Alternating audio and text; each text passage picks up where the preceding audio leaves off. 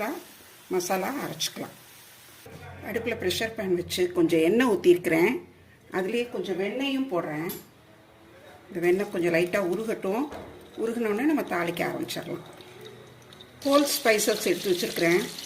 பிரிஞ்சி இலை, ஏலக்காய், கிராம்பு, மராத்தி மொக்கு, பட்டை, இந்த பொடியாக இருக்கிற அந்த கல்பாசி, கொஞ்சமாக ஜாதி பத்திரி, இது எல்லாத்தையும் இதில் போட்டுடலாம்.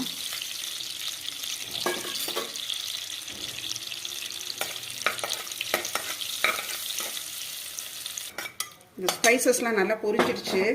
இந்த அரைச்சி வச்சுருக்கிற மசாலாவை அதில் ஊற்றிடலாம். இது நல்லா கொஞ்சம் கெட்டிப்படணும். இந்த எண்ணெய் பிரிஞ்சு கொஞ்சம் நல்லா கெட்டிப்படணும்.